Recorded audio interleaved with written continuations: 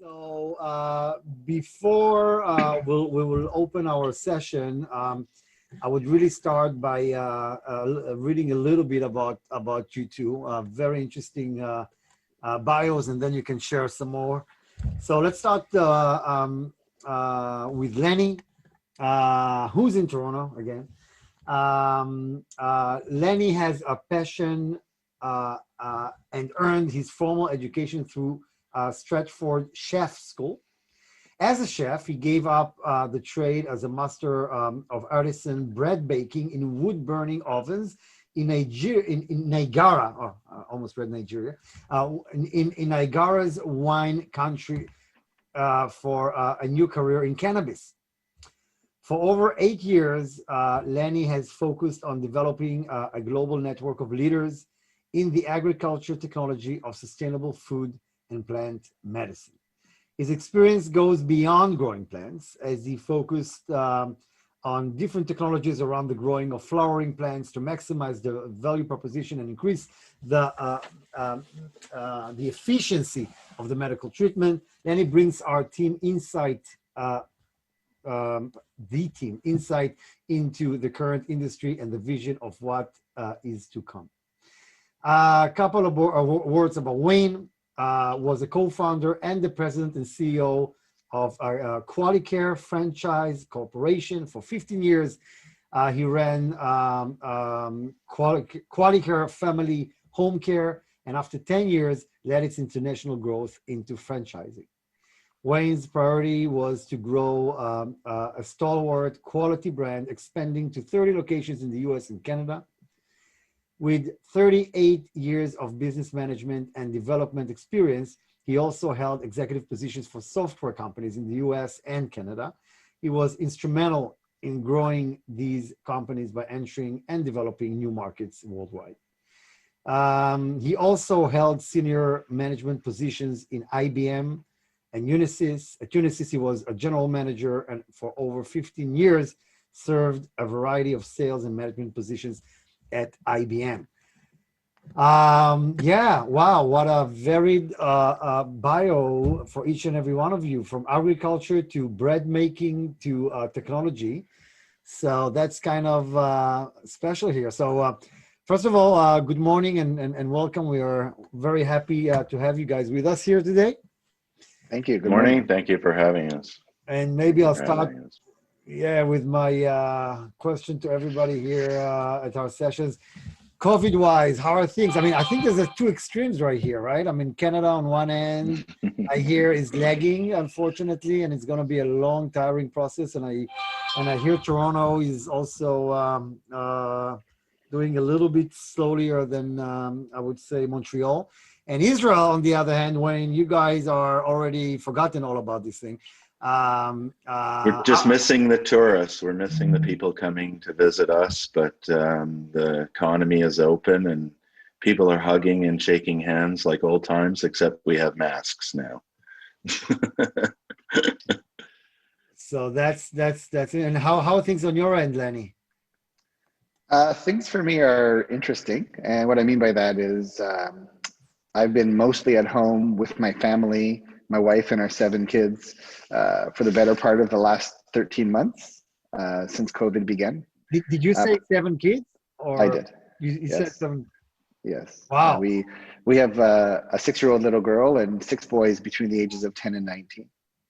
Listen, I have 5 kids, and whenever I was looking for a house in Rye, I forgot the name of the platform I was using. They told me, like, you got to be kidding me. Come on. Yeah. So basically, 2 houses here. 2 houses, 2 mansions for you guys. Otherwise, we here in America, we have 2, 3 top. I mean, what are you talking about? Wow, I'm impressed. So I like to tell people that for us to socially distance, we have to go outside. But what's interesting is, I've been involved working with Perfect Plants for almost 8 years now in the Netherlands. And up until 13 months ago, I was traveling on average 1 out of every 3 weeks.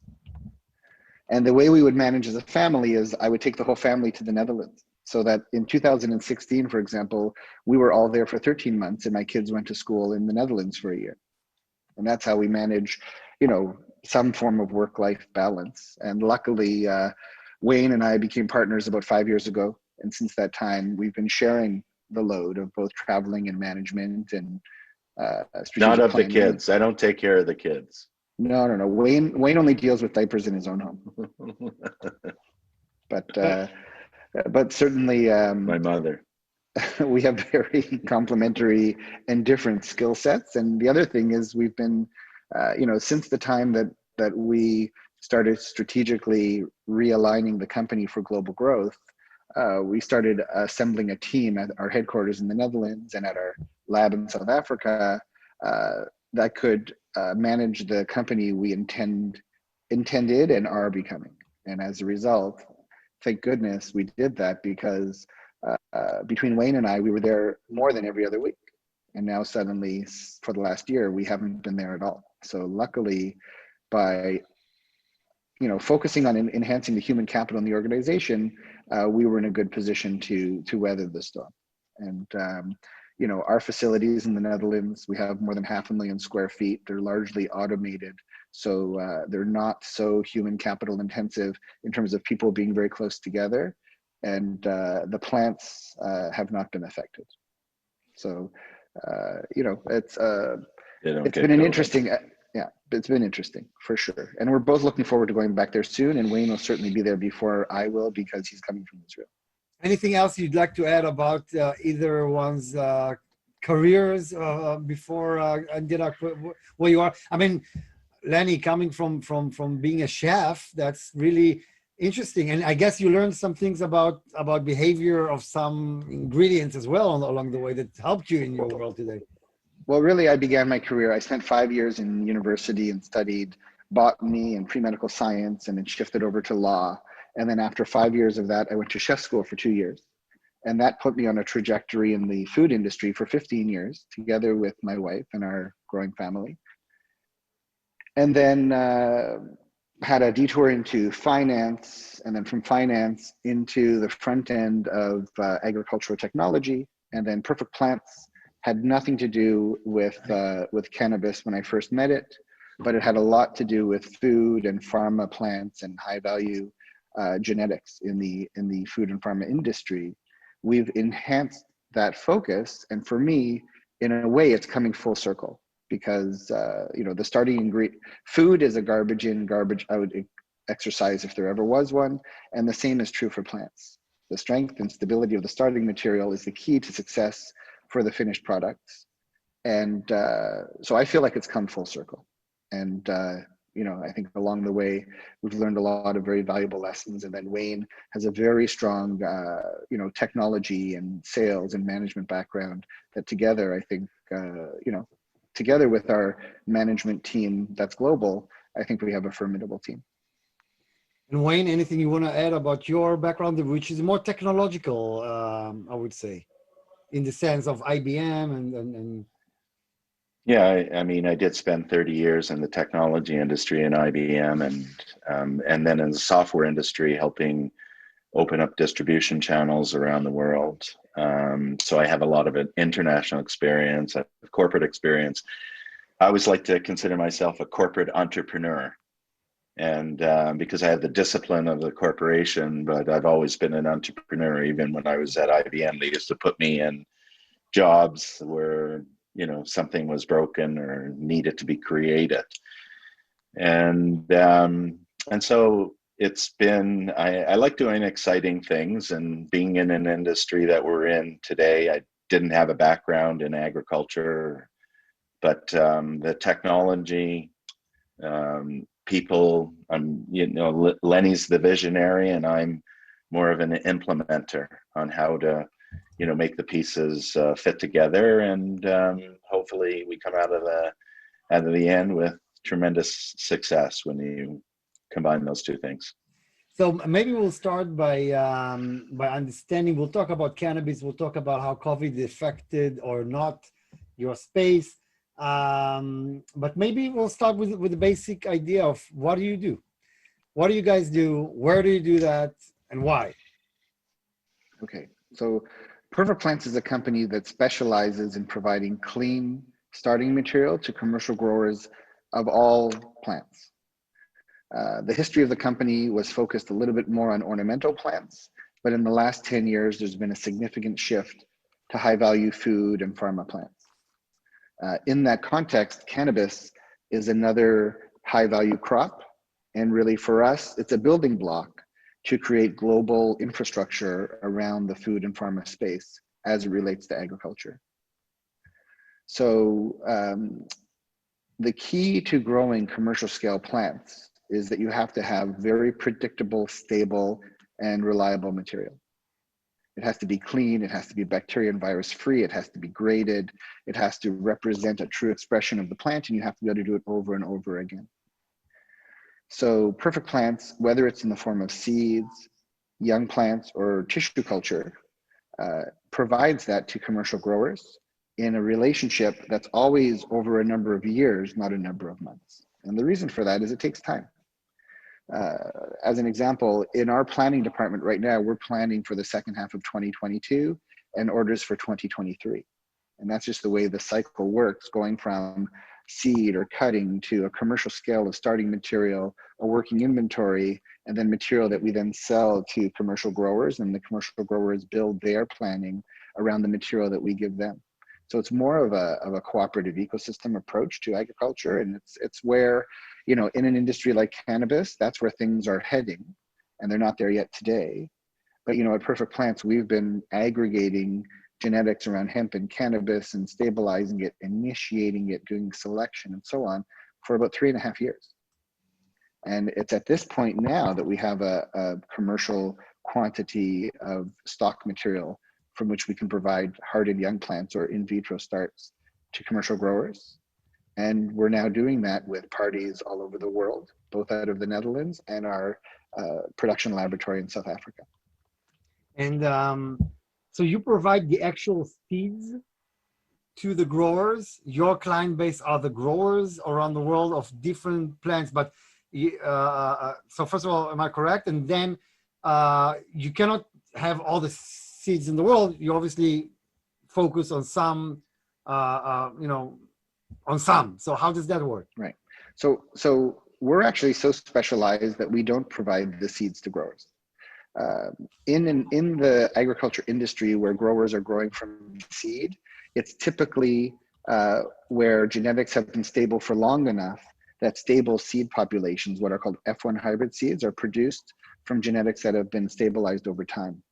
The reality is in the cannabis industry, that does not exist. There are seed companies, but really seed companies are breeders of cannabis that have been breeding, whether it's in the gray or in the black for many years or decades.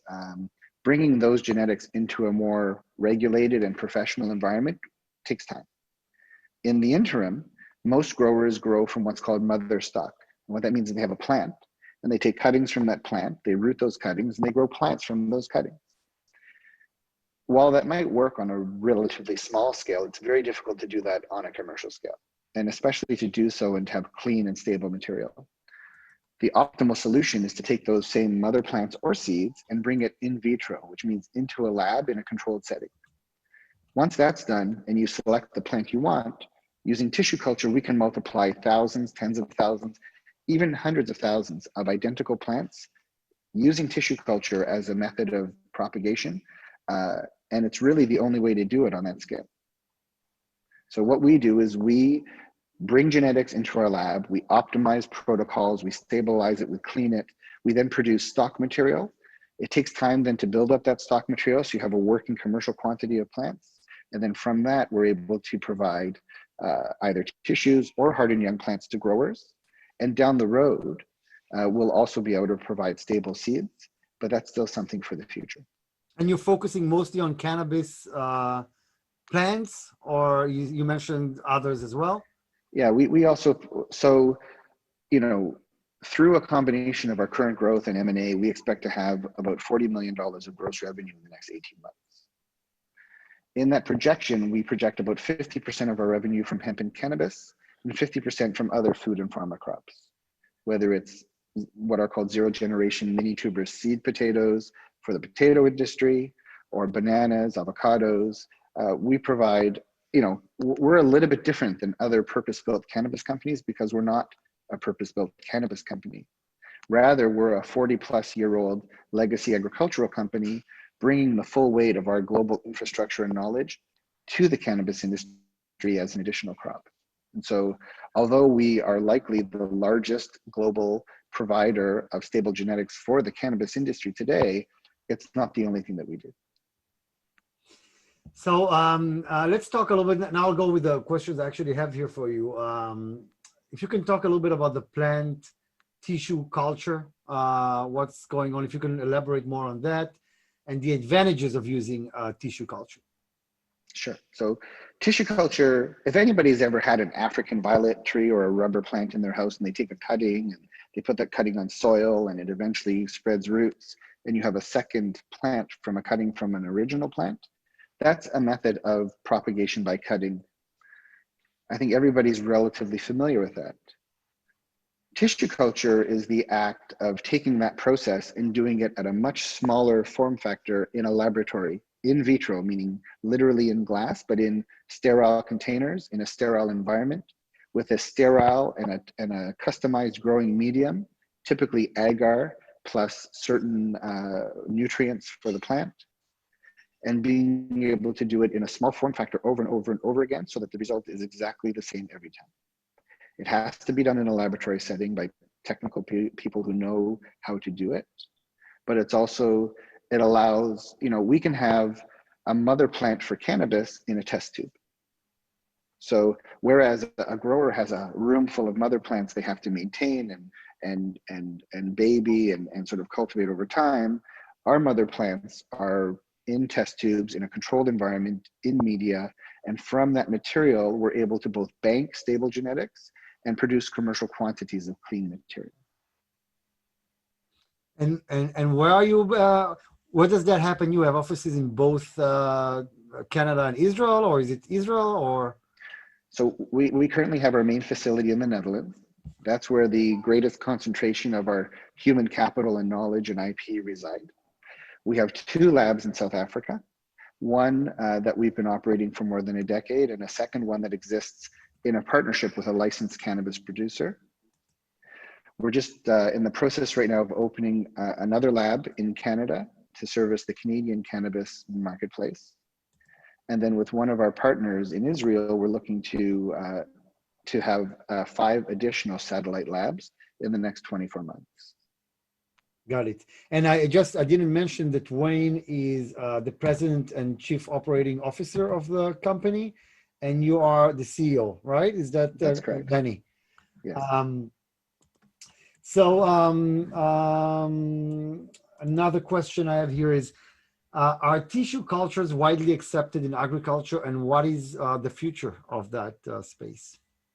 Okay, so in traditional established mature agricultural marketplaces, tissue culture is an accepted form of large-scale cultivation and propagation of plants, especially the starting material. In hemp and cannabis, it's an essential ingredient for the future success of commercial scale growing, but really there's only a handful of companies in the world today that are doing it on a commercial scale.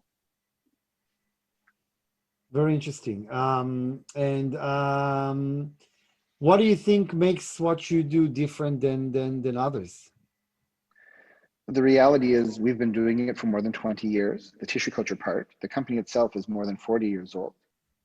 We're able to do it on a commercial scale in terms of tens and hundreds of thousands and even millions of plants. The amount of time it takes to build a company capable of producing tissue culture at that scale is significant.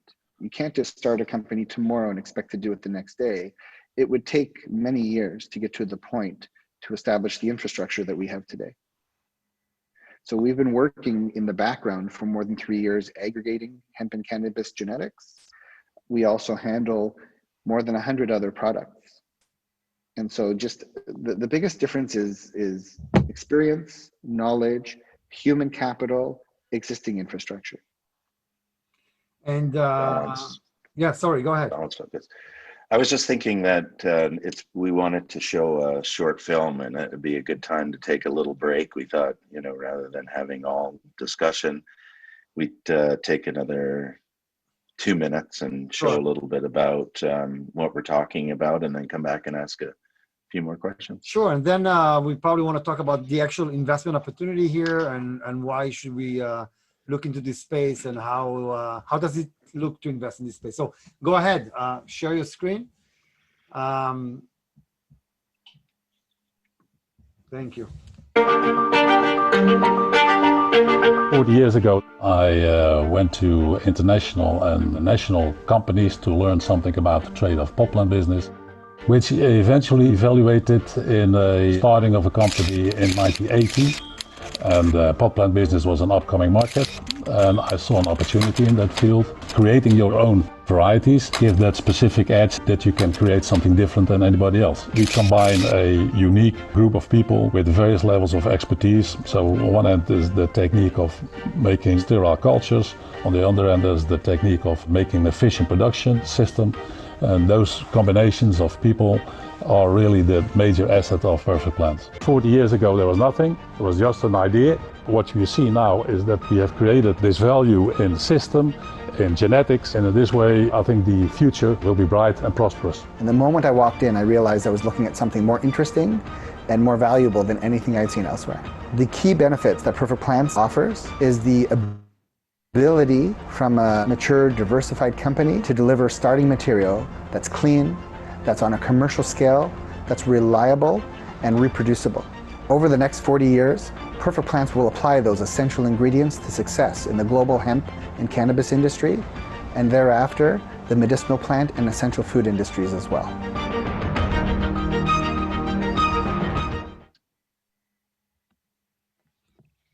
Thank you. That wasn't 2 minutes though. It was very short, but very nice. So what are we talking about? What are you seeking now? Are you seeking? Are you raising capital currently? If so, how much? What is the investment opportunity here really? And what's the minimum investment you would prefer to be receiving as well? So Perfect Plants as a company just celebrated its 40th anniversary this past September. In the 5 to 7 years that Wayne and myself and our group has been involved with the company, we've raised and deployed approximately $40 million in all private equity to date. We're now in the process of raising the next $25 to $50 million to not only continue to grow the infrastructure and the breadth of Perfect Plants, but also to execute on an M&A strategy to increase the size and the footprint and the expertise and the variety of crops in the company. So the opportunity is to be part of that growth. And we believe that growth is going to be exponential and have the dual exposure to the growth potential in the cannabis industry and the growth potential in the food and pharma industry. And we think that sets us apart. So that's the opportunity, is to be part of the equity investment to fuel that growth. And what's is there a minimum investment you're looking at when investors look at getting involved? I mean, I think, you know, to date, we've tried to keep all investments north of $100,000 in terms of private equity investors. And obviously, we're open to larger scale investors as well. Now, can you talk a little bit about your immediate priorities? What's next? What are you going to do with that capital? What are your immediate priorities? What's your growth plan?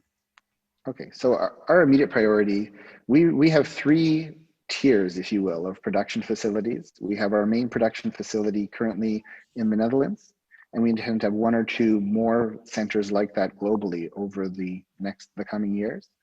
We then have a second tier facility that is a multiplication and production facility, and we intend to have those in 7 to 9 countries in the next 2 years. The third tier is more of a distribution hub, working with our clients in their jurisdictions to achieve distribution in other jurisdictions, especially for regulated product. So the capital that we're raising now is to execute on that plan, to both increase our capacity in the Netherlands, South Africa, Israel, and Canada, and thereafter, through both M&A and satellite lab establishment, have a much greater amount of global coverage, and as a result, an even larger commercial capacity for concurrent production in every jurisdiction. Now, I wanted to ask you, how did COVID affect or didn't affect your industry? And you're basically dealing with several industries, right? I mean, we can talk about agriculture in general, and we can talk about cannabis specifically. I would assume that agriculture was never hurt because we still need to eat. Obviously, restaurants and all of that, but I would assume that people consumed at home instead. So how did COVID affected your market? In cannabis, I would also assume that maybe valuations are better in that space. But I would love to hear from your point of view what you're seeing. Do you see? Do you think COVID helped? COVID didn't? How did that affect the spaces you're in? I can take that one. It was an interesting thing because a year ago when we started combating COVID, I think a lot of us expected the worst. And the worst thing that we had to deal with is that it was unknown. It was an unknown.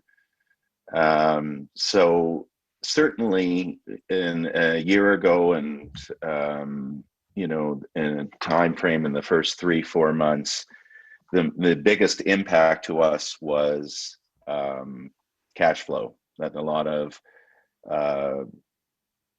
orders were still being fulfilled, but for various reasons, they may not have been paying as quickly as possible. I'll give you an example. We shipped 450,000 euros worth of product to Italy the week before the first lockdown.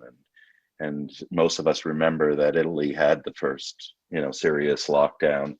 And so it was a huge impact that we, eventually recovered from. But it also gave us an opportunity to, rethink what we were doing and make sure that we were doing everything, that we could to improve our capabilities and improve our profitability. And we came out of it a real winner. If you ask about the industries, certainly on the food side, we didn't see a negative impact. Our food business was positive. I know that there are lots of examples where that wasn't the case, but for us, our business expanded. We're in potatoes, so primarily, so that's a staple, I think. And on the cannabis side, I think, just not only COVID, but the stage of the industry, if you think about, that a lot of these, certainly companies from a public standpoint were in Canada, and the age of the industry was 3-4 years. There was a lot of correction last year in 2020 and 20. So, but again, it gave us an opportunity to really rethink what we were doing moving forward. And we came out, with 5 stars. We're much better off now than we were a year ago, and very optimistic about what we're doing. Now, what does the future hold for you? How do you see things develop in the next, several years? Well, the first thing is in the next several years, we will have a distributed production model that sees us producing and distributing plants in a minimum of 9 to 10 countries. So in terms of having the ability to distribute plants globally, I believe we will be the largest diversified provider of genetics and tissue culture in the world for food and pharma. What that does, it provides an enormous distribution opportunity for breeders. And I want to point out a key point there is we're not breeders of cannabis per se. we help breeders stabilize their material and bring it to market. So there are a number of branded legacy breeders in the hemp and cannabis industry right now, for whom we believe we're the answer of how do they get their material into the largest possible platform and global marketplace. So, we believe that food and pharma products are just as important as hemp and cannabis. Stable food supply, sustainable development goals, those issues are just as important as hemp and cannabis are as medicinal plants for the global marketplace. So we see ourselves. Lenny, on that note, one of the attendees asked a question related to what you're talking about, which is, he says, just like other industries that are tissue culture in commerce, cannabis, like many others, need to access the hottest new varieties. Many are in various parts of the world. So how do you access the best clonal varieties of cannabis? And I think that's a fantastic opportunity to talk about our library. Sure. Well, so what we do is we have a variety of we have over 100 varieties of hemp and cannabis already in vitro on our own. But we also have relationships with a minimum, I think 4 or 5 legacy breeders of cannabis today that are recognized brands around the world. And what we offer them is the opportunity to, one, effectively bank their genetics, get them in vitro, get them into a stable environment. Once we have them in that form factor, we then give them the opportunity to use us as their production partner to distribute them to licensed producers of that product all over the world. So it's true, it does take time. In other words, if somebody wants the latest hot variety and it's hot today and they want it tomorrow, that only exists on a small scale, in the old traditional way of growing. But if they want to get those same hot genetics into the global marketplace on a commercial scale and stable, they need to do it through an organization like ours. And so we have those relationships already, and we expect to continue building those relationships with other breeders of cannabis. I will read both questions we have here that you've answered now. One of them, just like other industries that use tissue culture and commerce, cannabis, like many, need access to the hottest new varieties. Many are in various parts of the world. How do you access the best, clonal varieties of cannabis? And then another question was asking, which markets are you aiming for? What would you distinguish your technology or offering from other organizations in the field? I think we talked about it a little bit before. These are the questions we have from our attendees here.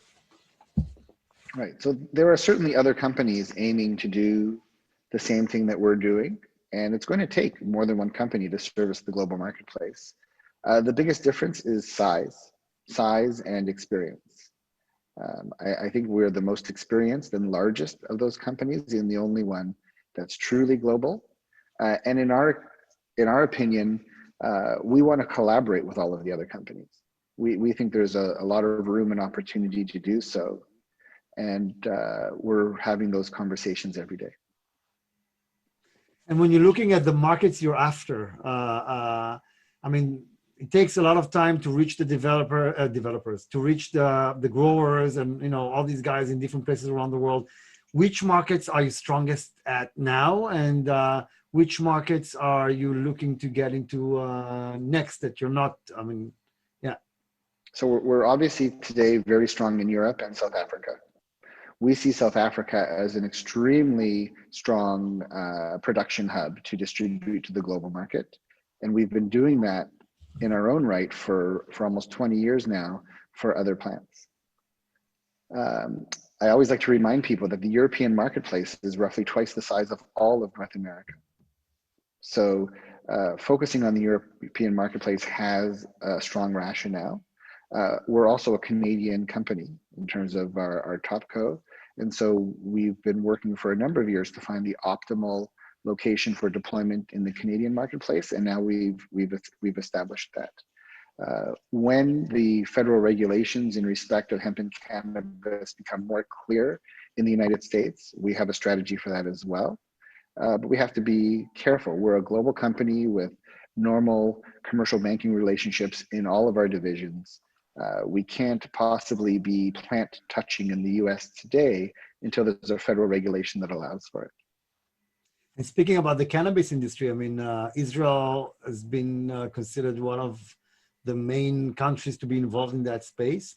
Is it also when it comes to growing the seeds? Are you working with the Israeli companies in collaboration with them? And how does the Canadian market looks like? I know, again, Canada has been very open to the cannabis space.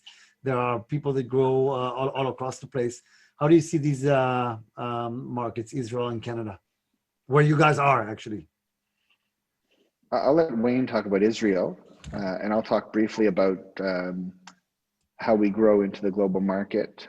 We're currently in week 12 of a 50-week production cycle to produce about 1.2 million in vitro starts from cannabis over the next, over the next 40 weeks or so.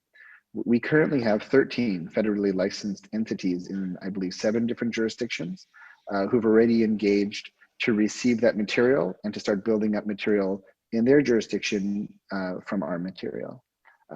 You're absolutely right. Israel has been an area of great concentration of IP and knowledge around hemp and cannabis for decades, never mind years. And the fact that Wayne is there and able to meet with people there and to identify how we collaborate with them is an enormous asset for us. And I'll let him talk to that a little bit as well. So 5 years ago, actually, when Lenny was talking to me about getting involved, he suggested that I go to a conference in Israel on the cannabis sector because I didn't have any previous knowledge of the industry, and so I went to an ICANN conference, and I thought, wow, look at what is going on here. I mean, it's really impressive with respect to particularly the development of IP. And for those of us who know Israel and the office of the chief scientist and the interest in developing IP makes sense. So I thought, okay, this is, at the time I was living in Canada, and I thought, this is a great way for me to get involved in the industry. I'd move to Israel and get involved with Lenny's company. And I thought, the Netherlands was much closer than it is. When you're in North America, you have a different perspective of what geography is outside. But certainly, so now that we're here, we've spent years developing relationships. We have a couple of partnerships. I've met with most of the major cannabis companies, and we are talking to 3 companies in particular, one about production, another one about partnerships in other parts of the world. And so we are certainly developing that opportunity. And I think there's certainly an entrepreneurial interest in Israel, and we want to collaborate. So we're looking for new opportunities, and we're excited about the things that we're working on now. So very promising. And when you think, by the way, about cannabis, I mean, you are right in the 3 centers of that in the world. Netherlands, all we tourists see is go and get and eat. How do you call those cookies in forgot the name. No, I'm kidding. But it has always been very open-minded. Probably the only country that's been very open-minded about cannabis. Canada, that now last time I walked in Toronto, I smelled in the streets the line to those shops, and Israel. And right downtown in the banking district, you can walk down the street smelling it. And Israel, which obviously, like you say, has been very, very prominent there. So I guess that's another advantage of yours. I don't know of any other company that does what you do that actually has those feet in those centers that are very, very interesting, let alone Israel. We're truly a global company, and cannabis isn't quite global yet, but you've said it yourself. We're in the centers of the centers of the action. But from an agricultural standpoint, both Israel and the Netherlands are leaders in agriculture and the development of agricultural IP in the world. So as soon as we straighten out the regulations in the United States and we make our move, in California, then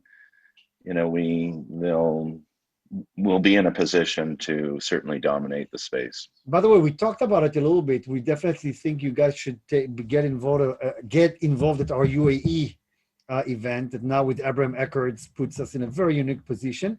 I will promote that event in a minute when we're done. But what I wanted to ask you is, how do you see that area? I mean, obviously, I know they have a lot of interest in agriculture and irrigation because when you're in the desert, you kind of need that. So I know they're very much into irrigation, all the developments we have in the water industry and supply. But do you know anything about how they deal with the agriculture world and all of that? I mean, how does that work there? I think there's an opportunity certainly to get investment from lots of interested investors there.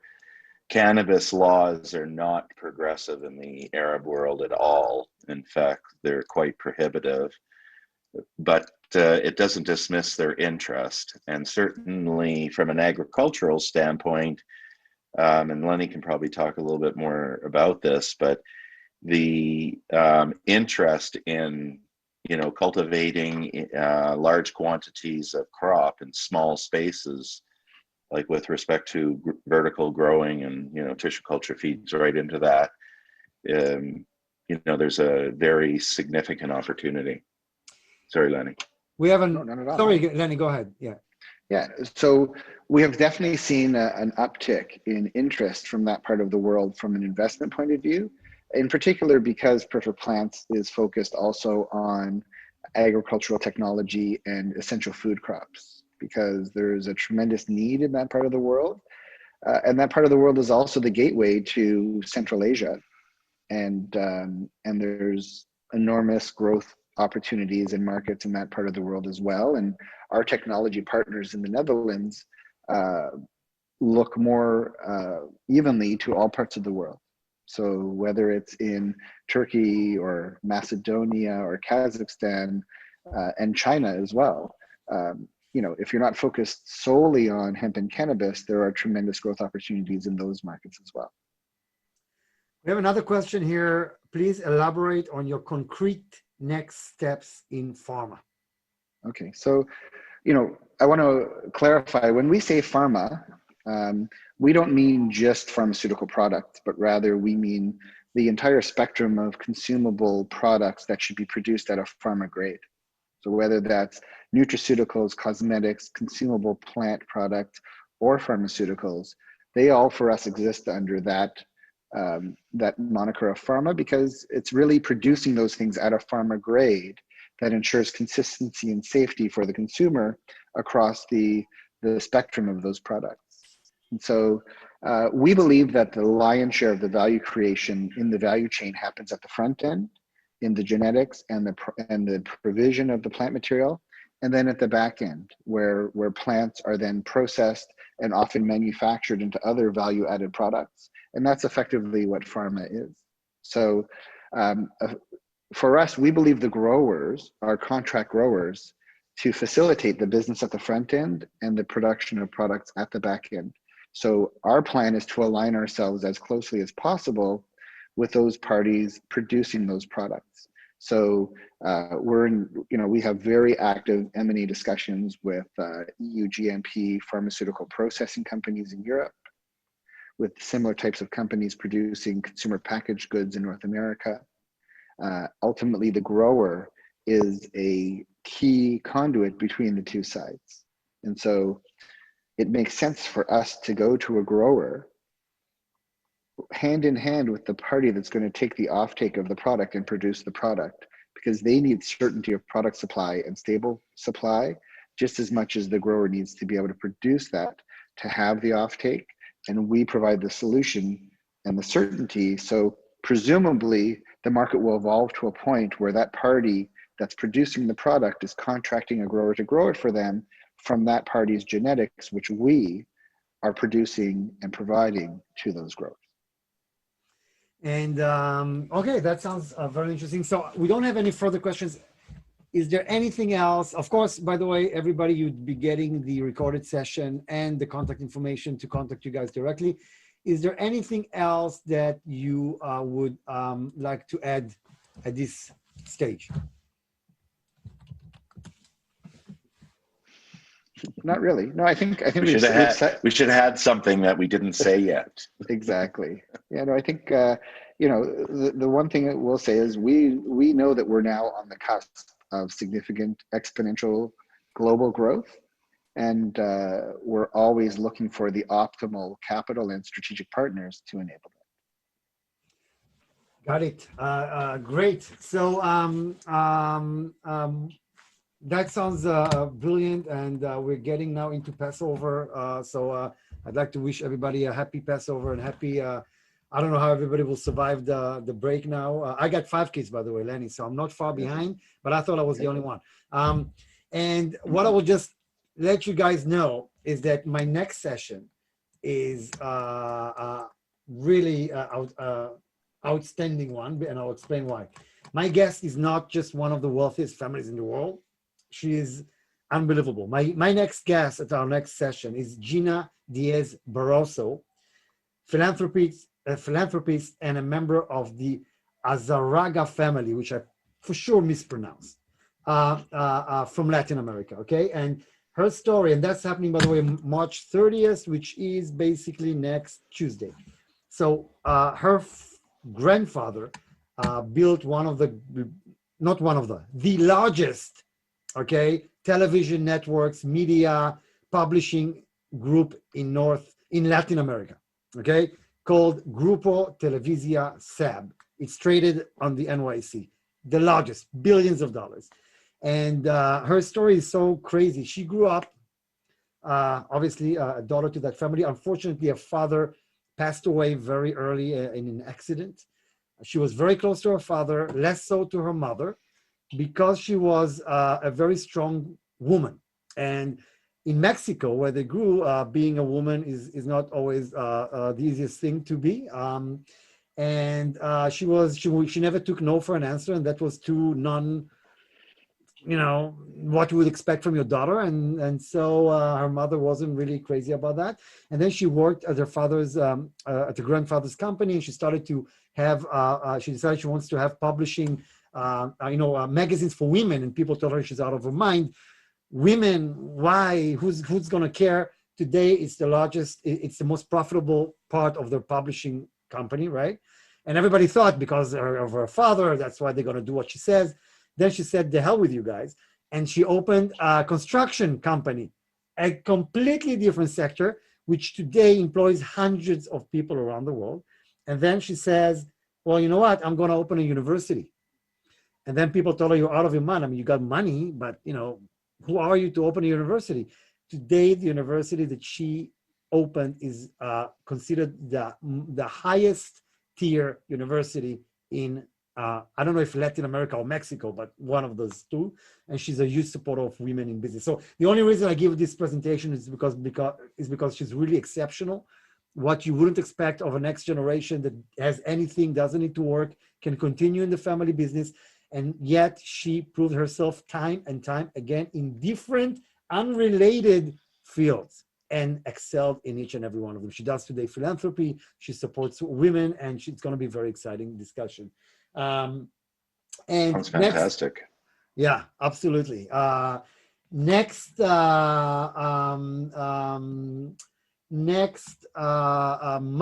on April 22nd, we're going to be meeting with one of the most respected people in New York's history. Larry Silverstein, the guy that came to New York with nothing, and today didn't just build the World Trade Center a week before 9/11, right? And rebuilt it in an amazing way. I don't know how many of you have been there, built the Four Seasons and done so much. So that's going to happen on April 22nd at the rooftop of the World Trade Center. So, and then in June, the UAE, Dubai, Abu Dhabi, and yeah, so all of that's coming up. Thank you, everybody, for being with us. We will send you all the information later on. Stay safe, and thank you, Wayne, in Jerusalem. Thank you, Lanny, in Toronto. Stay safe, and we're looking forward to seeing both of you in person, either in Toronto or Israel.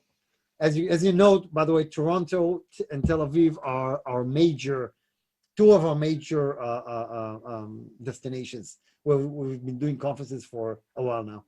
Thank you, everybody. Stay safe. Thank you, Danny. Thank you very Thank much. you. Thank you, Bye-bye. everybody.